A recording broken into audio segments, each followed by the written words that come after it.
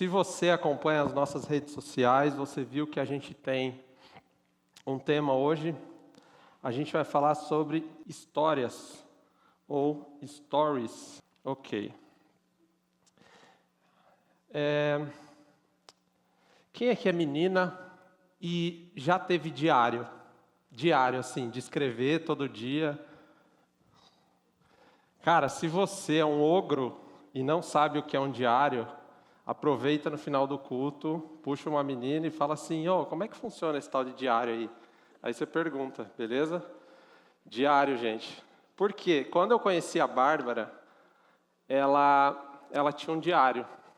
Ela tinha um diário e eu lembro que quando ela ficava escrevendo, o diário serve para você escrever lá o que aconteceu de importante no seu dia. E aí a Bárbara começava a escrever e eu ficava matutando ali, nossa, qual vai ser a oportunidade de eu ler esse diário aí? O que será que tem ali nos anos anteriores à minha chegada? E a Bárbara ficou um tempo ainda com o diário, e aí ela sentava, ela tinha uma cadeirinha ali, né, que ela puxava, escrevia e tal. E aí, se você perceber, antigamente tinha amigos secretos. Eu participava de amigos secretos na escola. E se você já ganhou uma meia num amigo secreto, você sabe como que é terrível, como que você quer esganar a pessoa. Hoje em dia tem gente que ganha uma agenda de presente e não sabe o que fazer com uma agenda.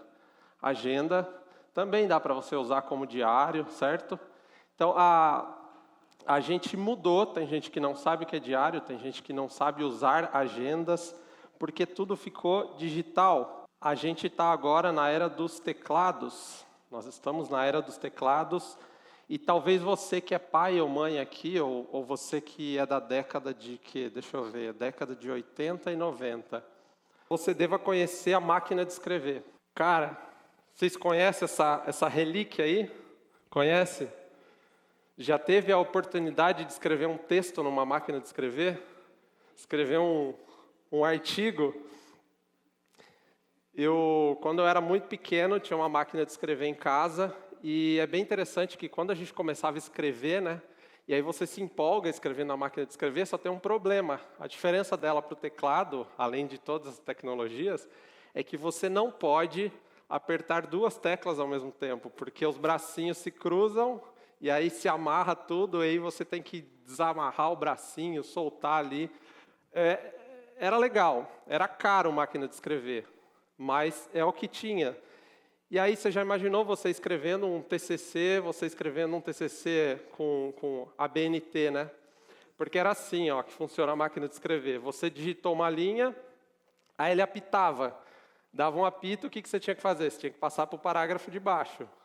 E tinha um detalhe, se você errasse, o que acontecia? Você apertava delete, né? Não tem delete. Essa é a parte legal da máquina de escrever, você não tinha como apagar. E tinha uma variedade de cores para você escrever, vermelho e preto, ou transparente, se você escolhesse. Essa era a máquina de escrever que a gente tinha, erro zero, né? Então a gente não apagava, a gente não conseguia errar. E tinha uma faculdade da máquina de escrever que é a datilografia. Né? Alguém fez datilografia? Caramba, eu vi gente coçando a cabeça aqui. Datilografia significa que você era certificado de que você conseguia digitar ou escrever sem amarrar os bracinhos lá, certo? E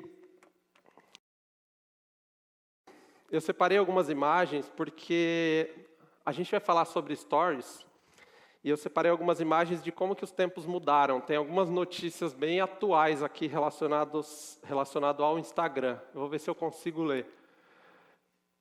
Enquanto isso, na casa de Zuckerberg, se você não sabe quem é Zuckerberg, é o cara que inventou o Facebook, o dono do Instagram.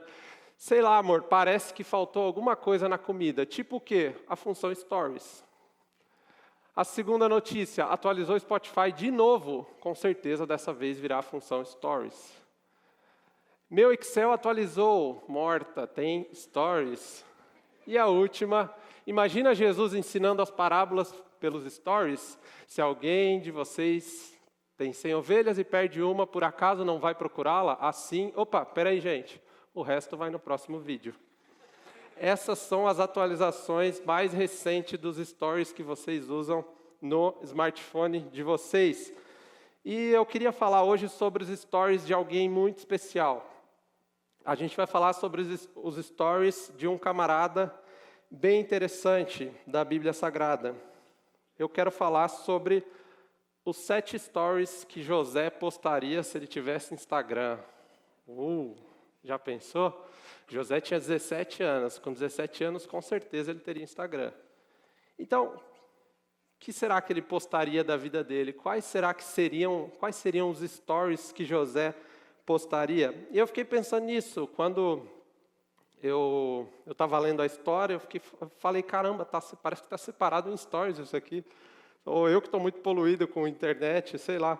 E aí veio esse tema aí da história de José para a gente refletir.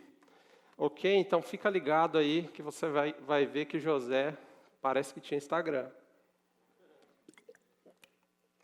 Gente, a história de José começa lá em Gênesis 37. Ela é a história que mais ocupa o livro de Gênesis. Ele é o personagem que mais ocupa as páginas. E ele é filho de Jacó. José, então, ele é filho de Jacó e ele é bisneto de Abraão. Se você lembrar, Abraão é aquele patriarca que recebeu a promessa de Deus. Então, Abraão, Isaac, Jacó, que por sua vez é o pai de José. E o primeiro status, ou o primeiro stories da vida de José, que eu creio que ele postaria, seria esse, relacionado à família. José, o filho favorito lá em Gênesis 37. Se você tem irmãos, você sabe que tem aquela sina do filho favorito. Tem aquele negócio lá. Eu lembro que em casa, a gente perguntava assim para minha mãe, quem que é o teu filho favorito? E minha mãe tinha uma sacada fantástica. Ela falava assim, todos vocês são favoritos. E ela individualmente chamava de favorito, e ia chamando de favorito. E é tão doido que até hoje, meus irmãos às vezes visitam ela e pega o celular dela e coloca assim, eu amo mais a Cássia, eu amo mais o Gabriel. E eles têm 33 anos, têm 28 anos. É uma necessidade de ter o espaço no coração do pai e do coração da mãe. E na casa de José não era diferente. E a gente busca um lugar de destaque. Então, imagina assim, na casa de José tinha 12 irmãos, mais a Diná, então tinha muito irmão. Imagina como é que fica esse negócio.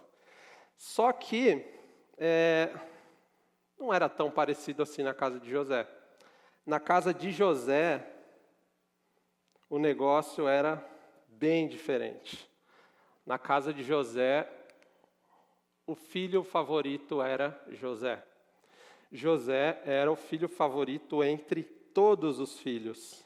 Ele é o mais amado, ele é o mais querido, ele é o filho que tem festa de aniversário, ele é o filho que tem prioridade na fila do banho, ele é o filho que pega a maior mistura na hora da janta, ele é o filho queridinho do papai. José é o cara lá que todo mundo brigou, todo mundo apanha, menos José.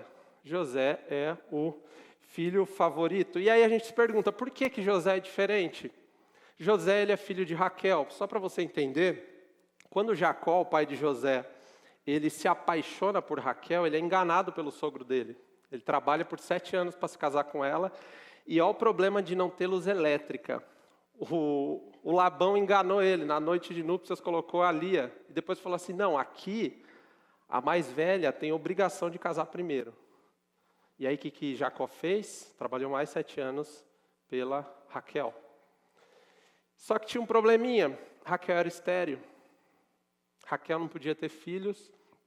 Como vocês sabem, as mulheres de todos os 3 patriarcas eram estéreis. E ela igualmente não podia. E Jacó começa a ter filho, ele tem filho com Lia, ele tem filho com a serva de Lia, ele tem filho com a serva de Raquel. E aí, em dado momento, Deus dá um filho para Raquel, e é José. José é o filho. E aí, Esse é o motivo, então. Só que aí as coisas pioram. As coisas pioram porque José chega na mesa do café da manhã e fala assim: ô galera, chega aí. Tem um negócio para contar para vocês, para os 12 irmãos. Eu sonhei, cara, e sonhei com vocês. Ah, é? Você sonhou? O que você sonhou? Cara, eu sonhei que todos nós tínhamos feixes de trigo. Pô, que da hora, né? Feixes de trigo. O meu era o maior e o de vocês se curvavam perante o meu. Uau! Esse era o sonho de José. No outro dia, José acorda e fala assim: sonhei com vocês de novo. Ah, é o quê? Eu sonhei que vocês eram tudo estrela. Papai era sol, mamãe era lua e todos vocês se curvavam perante mim. O ódio dos irmãos começou a crescer de um jeito terrível, porque José começou a sonhar. José, o pior não é que ele sonha, o pior é que ele conta, né? Ele podia ter ficado de boa, né, com o sonho dele.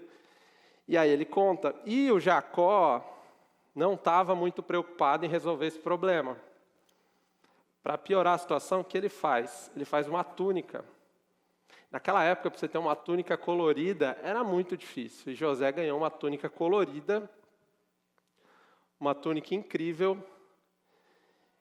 E o problema só aumentou, o problema só foi agravando. O segundo stories que José postaria é relacionado ao sofrimento de José. José, o filho odiado e vendido. Ainda lá em Gênesis 37, então, 37:3, eles o odiaram por causa da sua túnica, 37:5-8, o odiaram por causa dos seus sonhos. Então, a família é o ambiente onde a gente nasce e experimenta amor, a gente experimenta afeto, a gente experimenta o que mais tem em relação à segurança. Se vocês sabem, os seres humanos, ele é o filhote que mais fica próximo dos pais por muito tempo. A gente não é jogado do ninho tão cedo que nem, por exemplo, a águia faz com o passarinho: agora você vai voar. Não. Então a gente experimenta afeto, a gente experimenta amor desde muito cedo. Só que a família não é um lugar só onde a gente experimenta amor. A família também é um lugar onde a gente experimenta talvez os nossos piores sofrimentos. A família é o lugar onde nós nos machucamos, onde nós ficamos tristes. Se você sabe, briga entre famílias é uma coisa terrível. E a família é o ambiente, então, que tem esse paradoxo. A gente experimenta o amor verdadeiro, mas a gente experimenta também a tristeza profunda. E na casa de José, os irmãos dele começaram a odiar de tal forma que eles estavam odiando de tal ponto que não era da boca para fora. Não era assim: ele vai esquecer depois. Não, os irmãos de José começam a odiá-lo de verdade, sentir vontade de matá-lo. E aí, em um belo dia, o Jacó pede para José ir visitar os irmãos dele, que estavam trabalhando no campo. Ele fala assim: ei José, vai lá visitar seus irmãos, ver se está tudo bem. Talvez para levar marmita para os irmãos, marmita para 12. E aí José vai e mal sabia ele que ele estava entrando numa emboscada. Não armada por eles, mas pelo ódio que eles tinham, José estava indo para uma emboscada. E José está chegando de longe e os irmãos avistam ele. E eles começam a dizer: olha lá o sonhador. Lá está vindo aquele sonhador maldito, vamos matar esse cara. Vamos jogar ele no buraco, vamos matar José. Rubem, que era o irmão mais velho, ele tenta salvar José de certa forma, fala assim: não, vamos jogar ele nessa cova aqui, ó. Vamos deixar ele aqui no buraco. E ele estava planejando depois salvar José, levar para o pai, enfim. Mas passa uma caravana de ismaelitas, Rubem não está presente, e os seus irmãos vendem José. Seus irmãos vendem por 20 peças de prata, que era equivalente ao preço de um escravo aleijado, um escravo que quase não valia nada. Eles vendem José para uma caravana de ismaelitas. Então José que experimenta o amor, José que experimenta o aconchego do lar, agora experimenta o ódio da pior forma. Os irmãos decidem lucrar com a vida de José. Eles vendem. Senão eles teriam matado.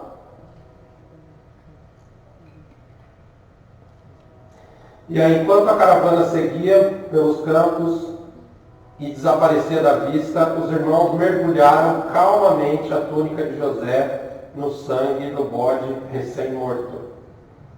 Eles planejaram enganar o seu pai, dizendo que tinha sido devorado por uma fera e eles tinham encontrado a túnica. Versículo 31 a 33, enviaram a túnica com sangue de um animal, com o recado: teu filho foi comido por uma fera selvagem. E Jacó, seu pai, rasga as suas vestes, chora compulsivamente e não havia nada que pudesse consolá-lo. Jacó perde o seu filho preferido, Jacó perde a sua maior riqueza, José. E o próximo stories que José postaria: José promovido. José, o administrador de sucesso. Então José, ele vai para o Egito, ele provavelmente ficou naquelas fileiras de escravos assim, e quem compra José é Potifar. Potifar é o capitão da guarda de Faraó. Potifar compra José como escravo lá no Egito, então, e logo muito cedo Potifar descobre que Deus abençoa tudo o que José faz.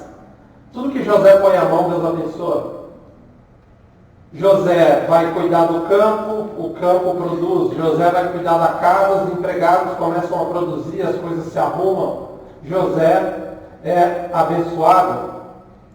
E repare que, naturalmente, esse seria um story bem triste de José, porque ele está como um escravo na casa de Potifar agora. Mas quando eu leio nas páginas da Bíblia essa parte da história de José, não me parece que José está se lamentando. Não me parece que José está, nesse momento, reclamando da vida por estar onde ele está. Porque em 39:2 diz que Deus era com José e Deus abençoava tudo que José fazia. Um filósofo francês diz uma frase bem interessante: não importa o que fizeram com você, o que importa é o que você fez com aquilo que fizeram com você. Não importa o que fizeram com você, o que importa é o que você fez ou o que você faz com aquilo que fizeram com você. E essa parte da história de José nos mostra que nem sempre nós iremos estar aonde nós queremos. Então é muito natural que nós, hoje no século XXI, a gente seja tão mimado, talvez pelos nossos pais ou pela nossa cultura, que a gente reclama e reclama de tudo. Eu reclamo da escola que eu estou estudando, eu reclamo da TV que eu tenho em casa, eu reclamo do celular que eu tenho. Mas nem sempre a gente vai estar onde a gente está, nem sempre a gente vai ter o que a gente quer.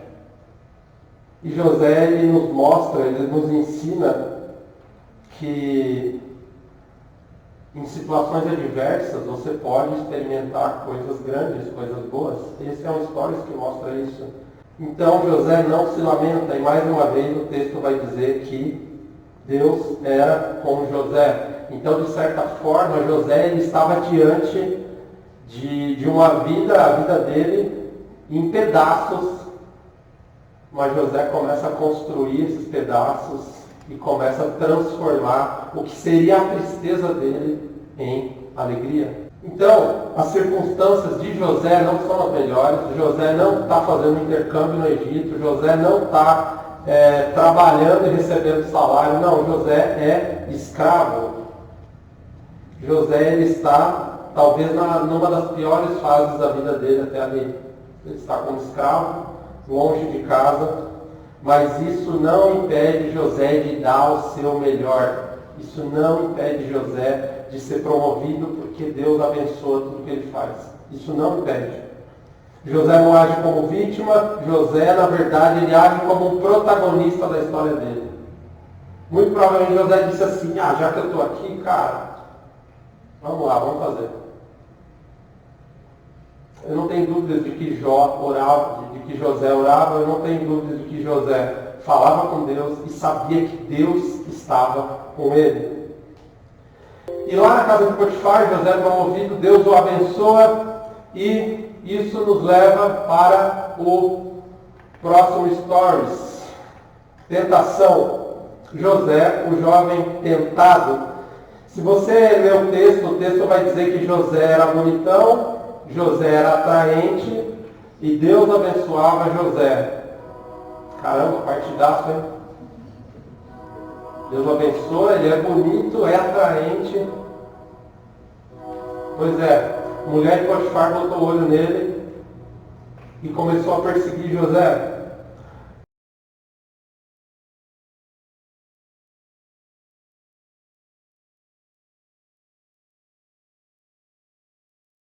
Show de bola? Estou aqui, hein? Tenho talentos, me chamo José, sou bonitão. Não esquece de mim, viu, copeiro? Beleza. Sabe o que acontece? Contatos falham. Se você tem contatos, você fala assim, cara, eu tenho contatos, eu consigo fazer as coisas. Falha. Sabe por quê? O copeiro esqueceu dele, gente. O copeiro esqueceu durante 2 anos. E aí você fala assim, mas pelo menos ele lembrou. Não. Você vai ver como que ele lembrou. Copeiro esqueceu, pessoas falham nas nossas vidas. Próximo stories, penúltimo. Hashtag governador, já imaginou? Hashtag governador, já imaginou os likes? Não tem like, já imaginou as visualizações? Pois é. José, governador do Egito. Então o brother dele lá esqueceu de José. Sabe como que ele lembra? Faraó acorda inquieto, teve sonhos de novo e não sabia o que significava. Ele fala assim, traz todo mundo que é profeta, que adivinha, que é não sei o que, traz todo mundo aqui que eu quero que alguém interprete meu sonho. Ninguém conseguiu. E esse amigo bananão dele do lado do faraó ali. Aí, ninguém consegue interpretar, ele fala, lembrei. Jura que você lembrou? Lembrei, tem um cara que lá na cadeia que contou a história do faraó, falou assim, manda trazer ele agora. Mas ele é hebreu e foi pego na casa do Potifar. Manda trazer José. Eles trazem José, dão banho em José. José ouve os sonhos do faraó e ele interpreta os sonhos. A interpretação, eu vou correr um pouco mais, a interpretação é que teria 7 anos de fartura, muita fartura, em toda a região, e depois 7 anos de extrema fome. Então José falou assim, ô faraó, eu recomendo que você coloque alguém de confiança, que abasteça todos os celeiros, construa celeiros no Egito e põe comida pra caramba lá. Porque a hora que chegar os 7 anos de fome, vai chover de gente aqui querendo comprar comida. E você vai conseguir todas as terras dessa galera. É isso que José fala. E aí eu falo assim, verdade, eu preciso de alguém incrível aqui, eu preciso de alguém, olhando assim para José, eu preciso de alguém ponta firme, vai ser você. E ele coloca José como governador do Egito. E detalhe, ele dá um anel para José, ele dá um anel e fala assim, José, é o seguinte, você agora, com esse anel, você é igual a mim no Egito. Igual a mim. Eu só vou mandar mais que você a hora que eu estiver sentado no meu trono. Do contrário disso, a gente é igual aqui. E vocês sabem que o faraó era considerado um deus. Você imagina esse hashtag governador, o que significa? Ele ia virar um youtuber de sucesso lá. Governador. E é isso que acontece com José. José, então, ele está como governador do Egito. E se a história de José terminasse aqui, você já falaria, uou, que história, cara. Foi vendido, o pai chorou por ele, ele sonhou, tal, agora ele se tornou governador do Egito. caraca, velho, vamos dar um The End nessa história, estudei as letrinhas aqui, que é show. Mas não terminou. José, ele é machucado pela vida. As histórias nos machucam. A família nos machuca. As prisões nos machucam. E José, ele ganha um nome egípcio. José, ele ganha um nome egípcio, Zafenat-Paneia. Ele ganha uma mulher egípcia, Azenate, e ele tem 2 filhos egípcios, Efraim e Manassés. E um dos filhos, o primeiro filho dele, significa Deus fez esquecer a casa do meu pai. José agora não é mais José. José é Zafenat-Paneia. José agora é quase que um deus, ele é um semideus no Egito. Ele é governador do Egito. E assim como José, a vida ela nos machuca. A vida nos deixa marcas. Pessoas nos machucam, pessoas nos deixam marcas. E mesmo que a gente ganhe muito dinheiro, que a gente ganhe muito poder, muita fama, a gente tem um negócio aqui que não está bem resolvido, sabe? E José, ele é governador, mas agora ele se esconde atrás da roupa de governador. E talvez ele não saiba muito bem quem ele é. E assim que a gente vai para o nosso último story de José. Eu sou José. Nesse último ato, ou nesse último stories, tudo começa a fazer sentido. Tudo começa a fazer sentido. Por quê, gente? Lembra dos 7 anos de fartura? Dos 7 anos de fome? Os 7 anos de fartura, José estabeleceu celeiros gigantescos e o Egito se tornou quase que mais celeiros do que casas. José guardou muita comida. E aí chegou 7 anos de fome, e assim, era fome terrível. Pessoas estavam morrendo de fome.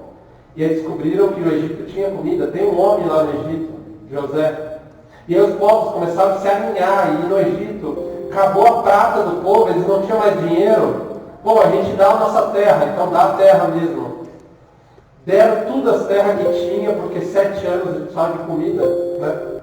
E José enriqueceu o Egito de tal forma, porque só o Egito tinha comida. Inclusive a terra de Canaã passou fome. Lembra quem morava em Canaã? Pois é, os 12. Os amiguinhos de José moravam em Canaã. Inclusive os seus irmãos vão atrás de comida. Os irmãos de José vão atrás de comida. E eu quero ler um trecho desse texto. Lá em Gênesis 42, de 7 até o 5. Então, beleza. José, então, os irmãos dele chegaram lá. José reconheceu seus irmãos logo que os viu, mas agiu como se não os conhecesse, e lhes falou asperamente: de onde vocês vêm? Responderam eles: da terra de Canaã, para comprar comida. José reconheceu seus irmãos, mas eles não reconheceram José. Lembra, José agora é Zafenat-Paneia. Lembrou-se então dos sonhos que tinha a respeito deles e lhes disse: vocês são espiões, vieram para ver onde a nossa terra está desprotegida. Eles responderam: não, meu senhor, teus servos vieram comprar comida. Todos nós somos filhos do mesmo pai. Teus servos são homens honestos e não espiões. Mas José insistiu: não, vocês vieram ver onde a nossa terra está desprotegida. E eles disseram: teus servos eram 12 irmãos, todos filhos do mesmo pai, na terra de Canaã. O caçula está agora na casa do pai, e o outro já morreu. José tornou a afirmar: é como lhe falei, vocês são espiões. Vocês serão postos à prova, juro pela vida do faraó, que vocês não sairão daqui enquanto seu irmão caçula não vier para cá. Esse é o primeiro encontro de José com seus irmãos. Imagina a cena, José, eu vi algumas figurinhas, José assim, na pose de governador, e os seus irmãos todos de joelhos.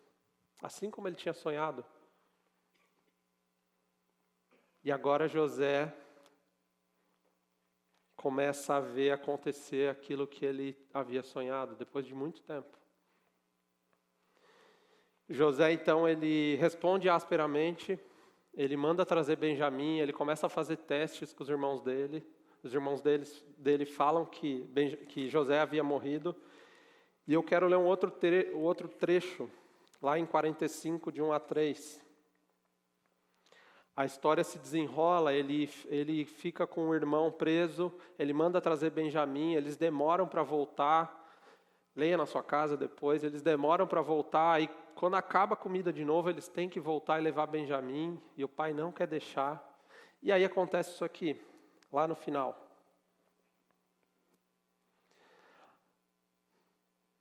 José, então, ele convida os irmãos para jantar, ele faz um banquete, e olha o que acontece. A essa altura, José já não podia mais conter-se diante de todos os que ali estavam, e gritou: façam sair a todos. Assim, ninguém mais estava presente quando José se revelou aos seus irmãos. Ele se pôs a chorar tão alto que os egípcios o ouviram, e a notícia chegou ao palácio do faraó. Então disse José aos seus irmãos: eu sou José. Eu sou José. Nessa hora eu estou imaginando a maquiagem do José borrando de um jeito. E os irmãos falando: é ele mesmo, cara. Eu sou José. Não é Zafenate Paneia. Eu sou José. José, então, ele começa a entender cada uma das histórias, dos stories dele. Ele começa a entender os porquês, o porquê que ele passou por tudo aquilo. José agora entende que Deus enviou ele. E é interessante que ele fala algumas coisas depois. Ele fala: Deus me enviou adiante de vocês. Deus me enviou adiante de vocês. José chora tão alto que fala que o choro de José chega ao palácio do faraó. Já imaginou? O choro chega ao palácio do faraó. José faz as pazes com a sua história. José faz as pazes. Ele entende agora os porquês.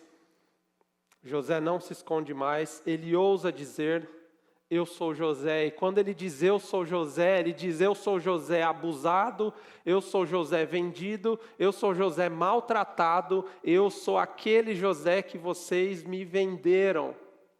Eu sou José. É isso que ele está dizendo. Eu sou José.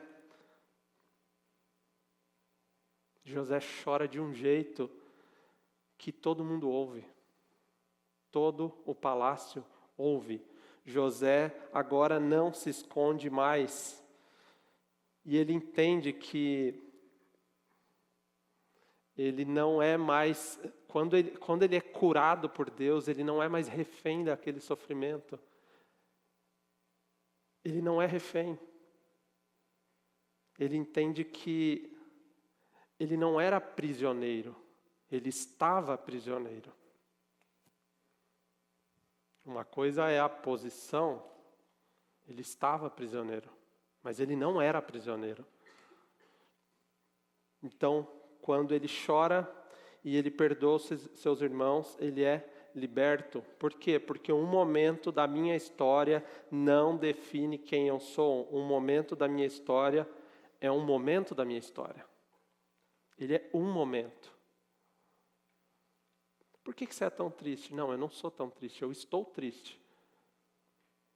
E glória a Jesus que Ele vai me abençoar e o dia de amanhã vai ser diferente, amanhã vai fazer sol. José entende, Deus era com José. Por quê? Porque enquanto a vida, enquanto os irmãos de José, enquanto as pessoas da vida de José maltrataram ele, Deus estava lá. Deus estava com ele. Por quê? Porque enquanto nós escrevemos a nossa história, enquanto a gente vai escrevendo, enquanto vai acontecendo, enquanto pessoas vão escrevendo páginas da nossa vida, sabe quem está lá escrevendo também? Deus. Deus está lá, Ele está participando disso. Deus estava nesse negócio. Nossas histórias, elas importam.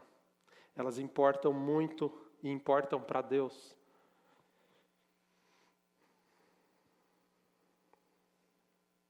E o que a gente tem que dizer para Deus é: Deus, o que é que do Senhor eu aprendo aqui onde eu estou? O que é que eu aprendo aqui? Para a gente caminhar para o final,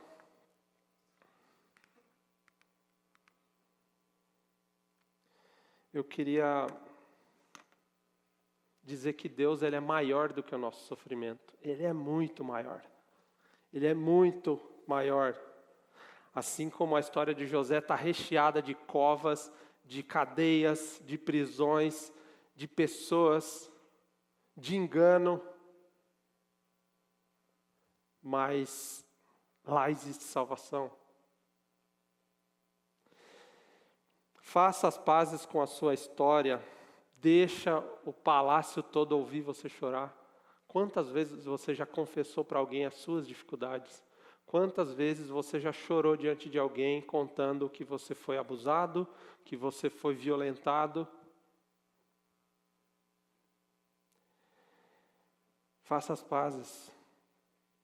Nossas histórias, elas importam muito para Deus. Muito. E eu não creio que Deus é a causa do nosso sofrimento. Não, eu não creio. Eu não creio que Deus queria que José fosse jogado no buraco. Eu não creio que Deus queria que José fosse vendido, que acontecesse o que aconteceu. Eu creio que José tinha que estar no Egito. Mas ele não podia ir de Empresa Cruz, não? Ele não podia ir de Uber? Talvez, mais confortável. Mas eu creio que Deus permitiu. A maldade estava no coração dos seus irmãos. O seu pai foi omisso. Seus irmãos o odiaram. Mas José estava lá no Egito. E era lá que ele devia estar.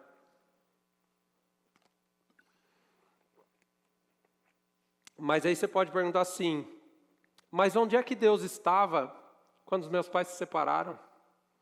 Onde é que Deus estava quando eu fui maltratado na escola? Onde é que Deus estava quando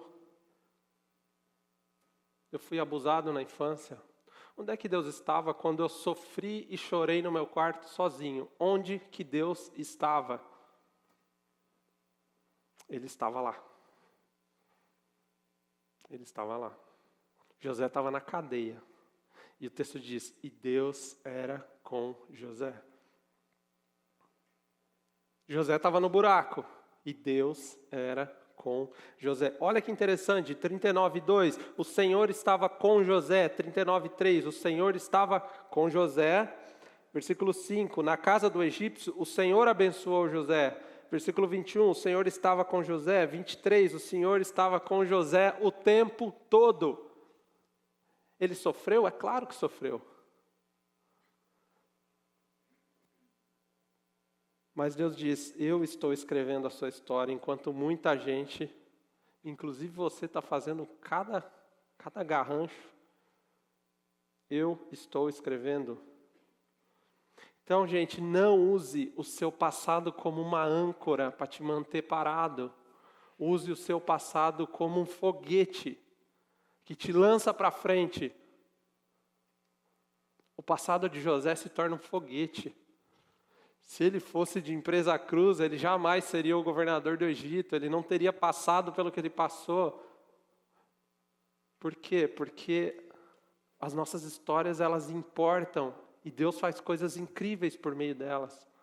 Então pare de perguntar o porquê e comece a perguntar para quê. Quando você pergunta por quê, você está olhando para trás. Você senta e fala, Deus, por quê? O que aconteceu? Por que está acontecendo isso comigo? Você entra no seu quarto, você fecha a porta e fala, Deus, por que não deu certo aquilo? Por que aquela pessoa não me quer? Por que o emprego não dá certo? Por quê? Isso te mantém no lugar. Comece a perguntar para quê? Deus, o que é que do Senhor eu experimento agora aqui, nesse momento? Para quê? Para que eu estou na cadeia agora? O que eu aprendo enquanto eu estou desempregado? O que eu aprendo enquanto eu estou solteiro? Deus, todo mundo está namorando, está acontecendo. O que é que eu aprendo de Ti aqui, meu Deus? Por quê? Não, é para quê? Para quê? Para onde? O que é que eu aprendo? E é interessante que no final da história tem uma frase de José muito interessante. Ele fala assim, vocês fizeram mal para mim, vocês me maltrataram, mas Deus transformou o mal que vocês fizeram para mim em bem. Cara, esse texto me arrepia. Deus transformou o mal que vocês fizeram em bem. Vocês são maus, mas Deus pegou isso aqui e me levou como governador. Eu salvei a terra. Deus transforma mal em bem. É por isso que Deus estava com ele. É por isso que um momento da nossa história não significa que a gente está acabado. Lembra aquela máquina de escrever lá? Se você errasse, deixa eu pegar um papel novo aqui, porque lascou agora. Não. Um momento da sua história não significa que está acabado. Deus era com José. E é tão interessante que a história de José nos ensina que o sucesso não é o final. Mas também os nossos fracassos não são fatais. Você fracassou? Cara, não duvide de que Deus está com você. Não duvide disso.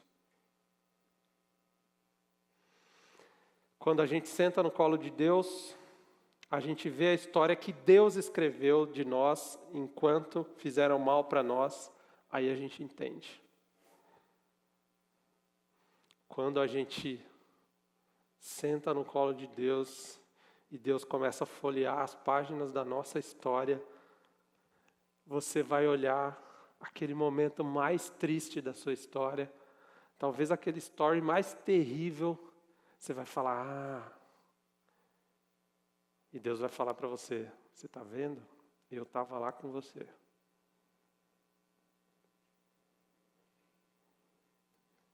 Aí a gente entende. A gente para de se bater.